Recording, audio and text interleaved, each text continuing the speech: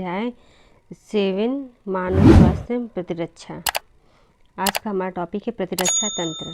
ठीक है, हमें हर रोज़ बड़ी संख्या में संक्रामक कारकों का सामना करना पड़ता है, परंतु इनमें से कुछ ही रोग के शिकार बनाते हैं। क्यों? इसका कारण यह है कि हमारा शरीर अधिकांश बाह्य कारकों से अपनी रक्षा कर लेता है, पर पोषी के रोग कारक जीवों से लड़ने की क्षमता जो उसे प्रतिरक्षी तंत्र के कारण मिली है, प्रतिरक्षा या इम्यूनिटी कहलाती है। प्रतिरक्षा दो प्रकार की होती है, सहज प्रतिरक्षा और उपार्जित प्रतिरक्षा। अब सहज प्रतिरक्षा क्या होती है? सहज प्रतिरक्षा इनेट इम्यूनिटी एक प्रकार की अविशिष्ट रक्षा है जो जन्म के समय मौजूद होती है। यह प्रतिरक्षा हमारे शरीर में बाह्य कारकों के प्रवेश के सामने विभिन्न प्रकार के रोध खड़ा करने से हासिल होती है।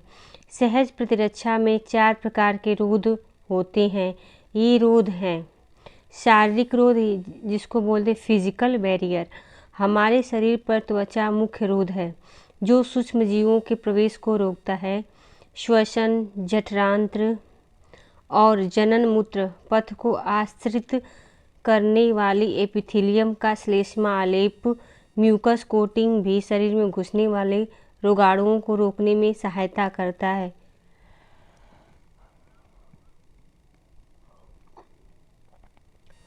कार्यकी रोध फिजियोलॉजिकल बैरियर। अम्हाशय में अम्ल, मुंह में लार, आंखों के आंसू, ये सभी रोगाणुीय वृद्धि को रोकते हैं। कोशिकीय रोध या सेलुलर बैरियर।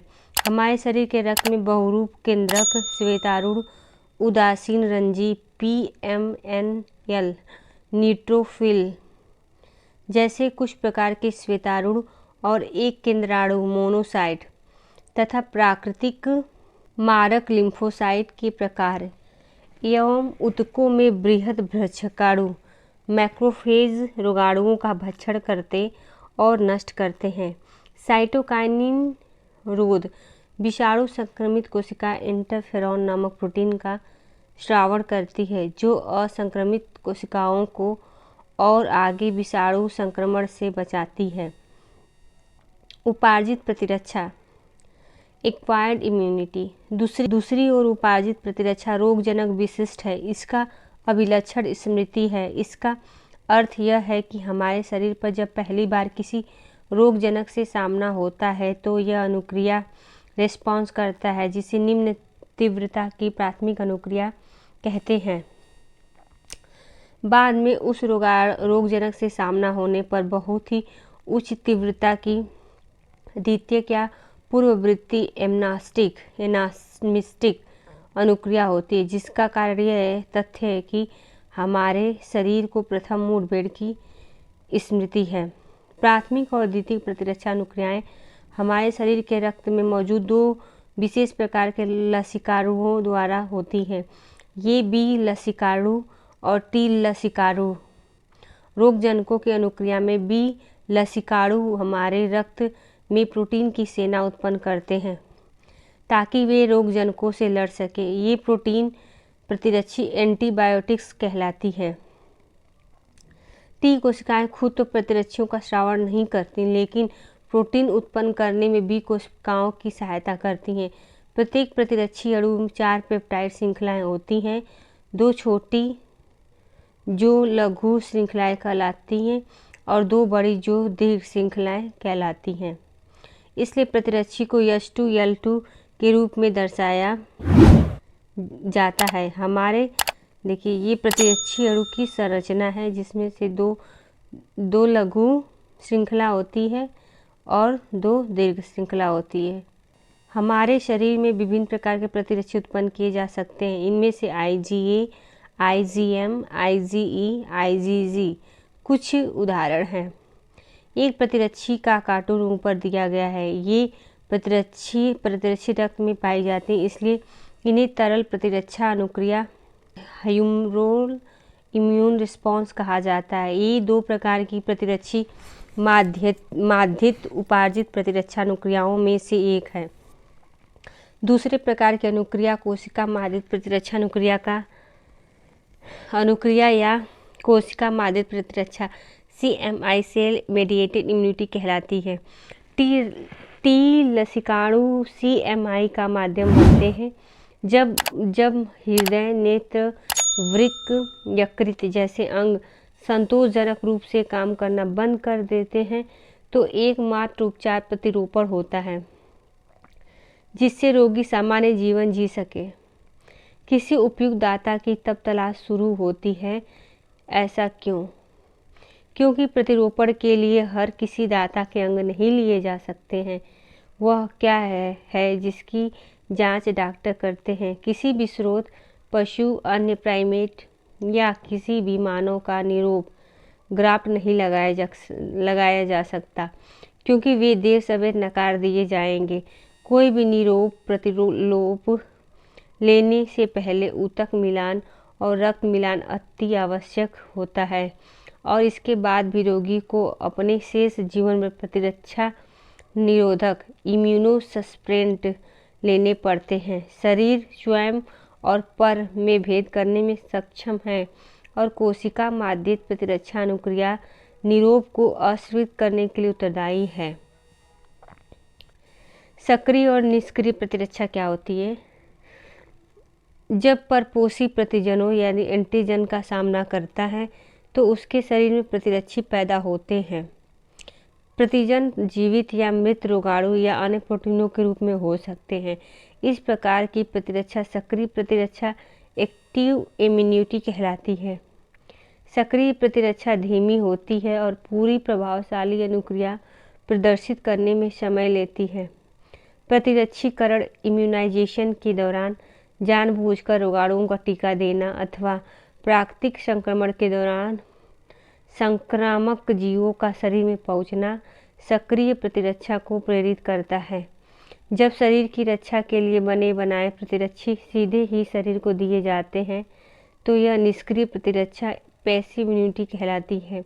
क्या आप जानते हैं कि हाल में ही जन्मे शिशु के लिए माँ का दूध क्यों बहुत ही आवश्यक माना जाता है? दुग्ध श्रवण लैक्टेशन के प्रारंभिक दिनों के दौरान माँ द्वारा स्रावित पीले से तरल पीयूष कोलेस्ट्रॉम में प्रतिरक्षी IgA की प्रचुरता होती है, जो शिशु की रक्षा करता है। सगर्भता प्रेगनेंसी के दौरान भ्रूण को भी अपरा प्लेसेंटा द्वारा माँ से कुछ प्रतिरक्षी मिलते हैं, और ये निष्क्रिय प्रतिरक्षा के कुछ उदाहरण हैं। टीकाकरण और प्रतिरक्षीकरण। प्रतिरक्षीकरण या टीकाकरण का सिद्धांत प्रतिरक्षा तंत्र की स्मृति के गुण पर आधारित है। टीकाकरण में रोगजनक या निष्क्रियत दुर्बलीकृत रोगजनक टीका की प्रतिजनी प्रोटीनों को निर्मित शरीर में प्रवेश कराई जाती है। इन प्रतिजनों के विरुद्ध शरीर में उत्पन्न प्रतिरक्षियाँ वास्तविक संक्रमण के दौरान रोगजनी कारकों को निष्प्रभावी बना देती है। टीका स्मृति बी और टी कोशिकाएं भी बनाते हैं, जो परिवर्ती प्रभावन सब्सिक्वेंट एक्सपोजर होने पर रोगजनक को जल्दी से पहचान लेती है और प्रतिरक्षियों के भारी उत्पादन से हमलावर को हरा देती है। अगर व्यक्ति किन्हीं ऐसे घातक रोगाणुओं से संक्रमित होता है जिससे कि फौरन प्रतिरक्षियों की आवश्यकता है, जैसा कि टिटनेस में, तो प्रभावकारी निष्पादित प्रतिरक्षियों या प्रति आविष एंटीटॉक्सिन एक ऐसे निर्मित जिसमें आविष के लिए प्रतिरक्षियाँ होती हैं को टीके के रूप में सीधे ही दिए जाने की ज़रूरत है। सांप के काटे जाने के मामले में भी रोगों को जो सुई लगाई जाती है उसमें सर्पजीवी वेनम के विरुद्ध निष्पादित प्रतिरक्षी होते हैं। इस प्रकार का प्रतिरक्षीकरण निष्क्रिय प्रतिरक्षीकरण कहलाता है। पुनः यौगिक DNA रिकॉम्बिनेंट DNA प्रौद्योगिकी से जीवाणु या खमीर ईस्ट में रोगजनक की प्रतिरजनी पॉलीपेप्टाइड का उत्पादन होने लगा है। इस विधि से टीकों का बड़े पैमाने पर उत्पादन होने लगा है और इसलिए प्रतिरक्षीकरण हेतु उन टीकों की उपलब्धता खूब बढ़ी है, जैसे खमीर से बनने वाला यकृत सोथ बी टीका। एलर्जी। आपके साथ कितनी बार ऐसा हुआ है कि आप किसी नए जगह गए हैं और बिना किसी स्पष्ट कारण के छींकना और घरघराहट के साथ सांस लेना शुरू करते हैं, और जब आप उस जगह से लौट आते हैं तो आपके लक्षण गायब हो जाते हैं। हम में से कुछ लोग पर्यावरण में मौजूद कुछ कणों के प्रति संवेदनशील होते हैं। उपर्युक्त अभिक्रिया पराग, चिचड़ी, माइट आदि के प्रति एलर्जी के कारण हो सकती है, जो भिन्न भिन्न जगहों पर भिन्न भिन्न हो सकते हैं। पर्यावरण में मौजूद कुछ प्रतिजनों के प्रतिरक्षा तंत्र की अतिरंजित अनुक्रिया एलर्जी कहलाती है। ऐसे पदार्थ जिनके प्रति ऐसी प्रतिरक्षित अनुक्रिया होती है एलर्जन कहलाते हैं।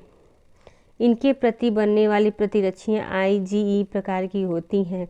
एलर्जन के सामान्य उदाहरण हैं धूल में चिचड़ी, पराग, प्राणी लघु, सल्क, डेंडर आदि। एलर्जी अनुक्रियाओं के लक्षणों में छींकना, पनीली आँखें, बहती नाक और सांस लेने में कठिनाई शामिल है। एलर्जी मास्ट कोशिकाओं से हिस्टामिन और सीरोटोनिन जैसे रसायनों के निकलने के कारण होती है।